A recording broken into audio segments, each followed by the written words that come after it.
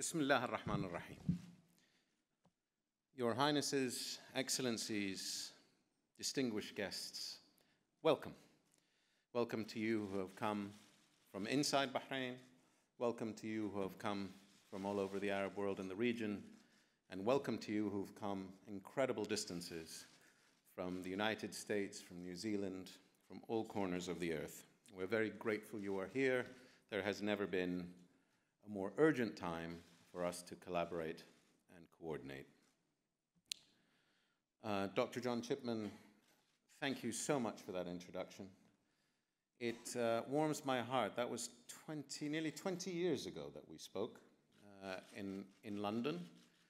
And what has been built over the years has been a wonderful tribute to all of the great thinking, the minds, the challenges that the world has faced over this very interesting, but I think fundamentally transformative time.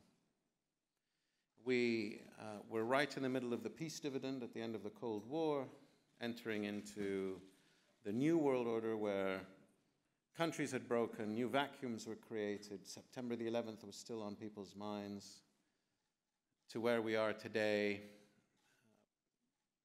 pre-COVID, I would say, potentially with a fully functioning international order that has suddenly, after COVID, looked a little bit shaky. So, without further ado, I had accepted to speak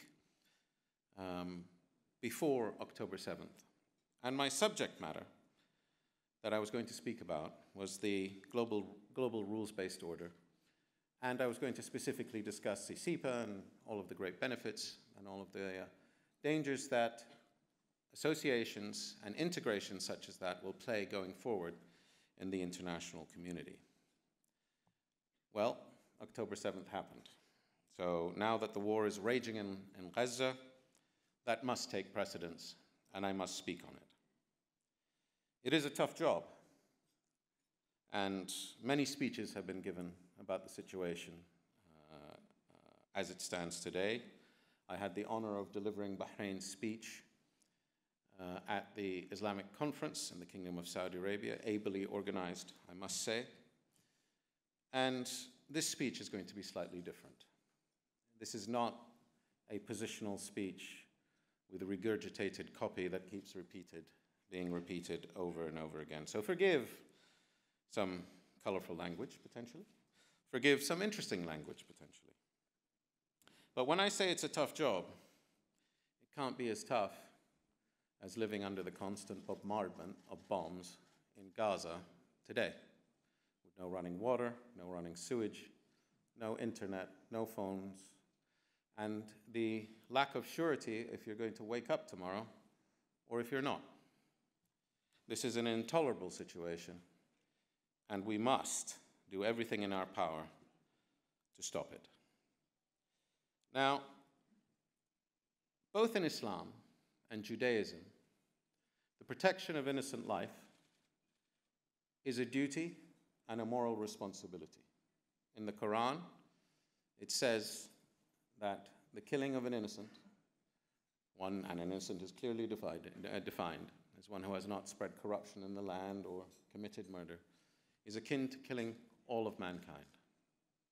And in the Abrahamic faith, the saying is to save a life is to save all of mankind. How wonderful.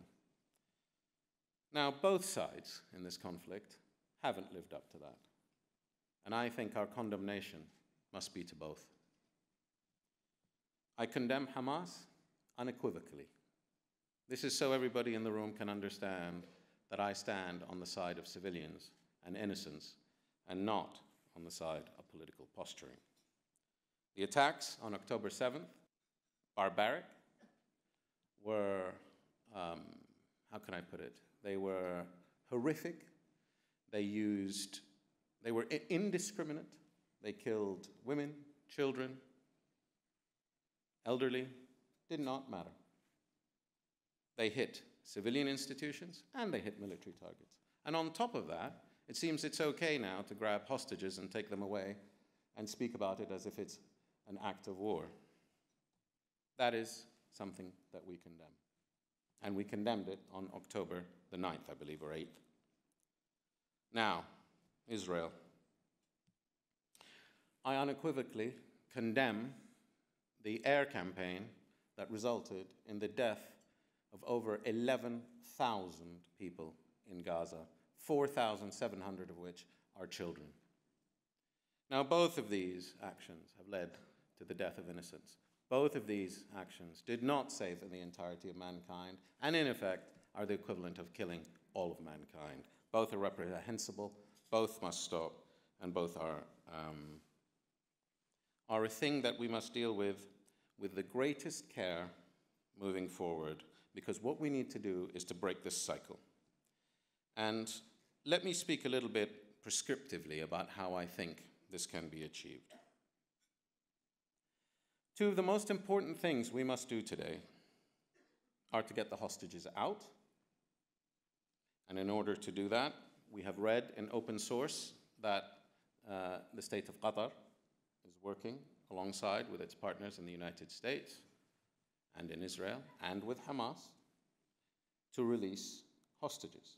In exchange, we read, this is not corroborated, for prisoners who are also held within the state of Israel. Now, this is to release women and children on both sides, non-combatants, innocents. And this, I believe, is one component of what will achieve a break in hostilities. You want to call it a ceasefire, you want to call it a pause, you can call it whatever you want. The intention is a break so people can take stock, people can bury their dead, people can finally start to grieve, and maybe people can start to ask themselves about the intelligence failure that led to this crisis in the first place. But let's get to that later. And the second thing that I think is needed is for the role of international law to be fully implemented in the conduct of war, and that is to allow the access of humanitarian aid. We have seen what has happened at the Shifa Hospital, Al-Quds Hospital, name it. Any facility that is caring for the weak, the young, and the sick.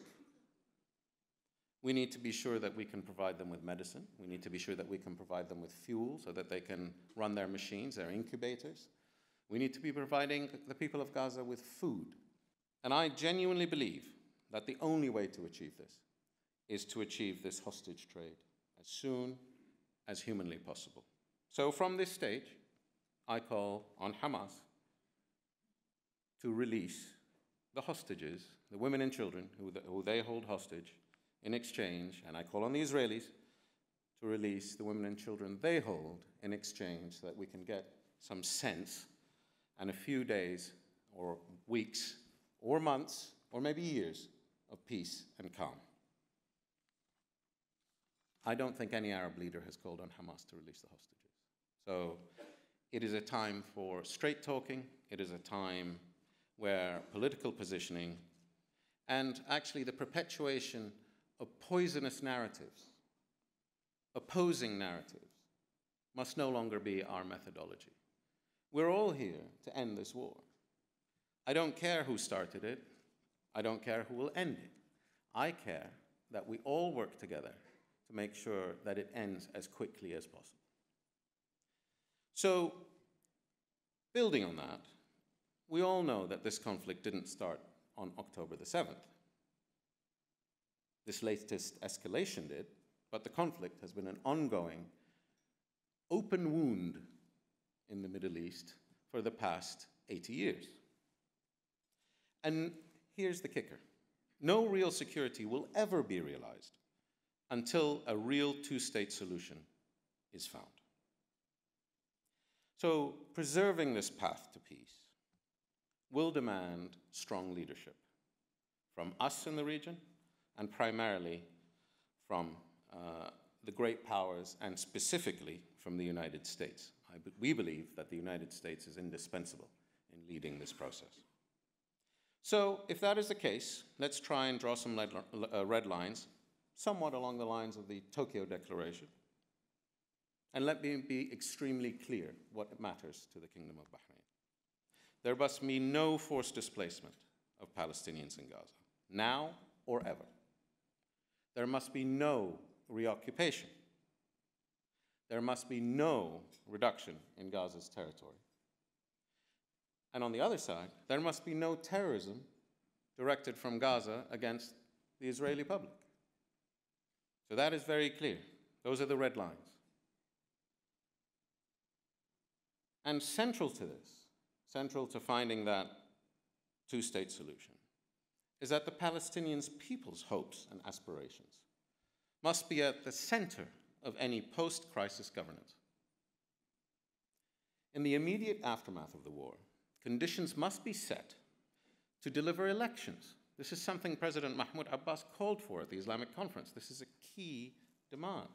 And the Palestinian Authority is the sole legitimate representative of the Palestinian people today. Listen to what he's saying. Elections will lead to a strong, unified leadership across Gaza and the West Bank that can deliver hope and prosperity to the Palestinian people for years to come. And not only that, this organization, this process must lead to a serious interlocutor and partner in delivering a just and lasting peace with a viable and independent Palestinian state as its goal. Also, deliver security and stability to its Israeli neighbor. Now, failing all this and allowing the base rules of war to govern the outcomes here in the Middle East will only increase a very worrying trend I have seen on the international stage.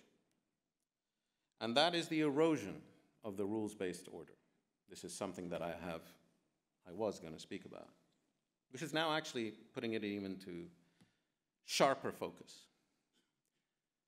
Military conflict or use of force cannot be the final arbiter in international disagreement. Diplomacy and international law must win.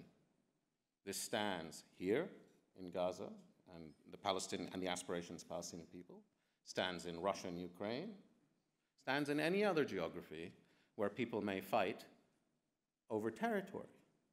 And if we allow these institutions to erode, then I promise you, what you're seeing in Gaza will just be the beginning of powerful states imposing their will on weaker states, and nothing will stop it spreading until we are in a conflagration that consumes a great proportion of the world.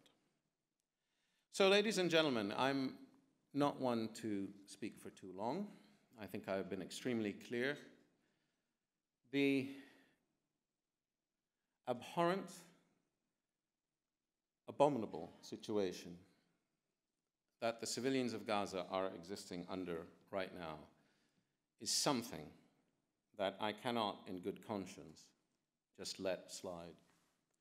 We have to do everything in our power to prevent this, and that means working across lines, political lines, working with all of the parties involved to make sure that our voice, our reason, our best wishes for everybody get through. And I'll leave you with one image. There's a worrying concern I have, which is the Russian invasion of Afghanistan created Al-Qaeda. The invasion of Iraq allowed ISIS to flourish in the vacuum. Think what this will create in the age of social media. Not only do we risk the abject misery of a whole population, but we are creating the conditions for acts of violence to spread all over the world. And failing that, our inability to stop it, so encouraging them to do those things that need to be done to stop the war, I think we will be looking at a far more difficult next 20 years. So, ladies and gentlemen, thank you very much for taking the time to listen, and I wish you all the success in changing the narrative. Thank you.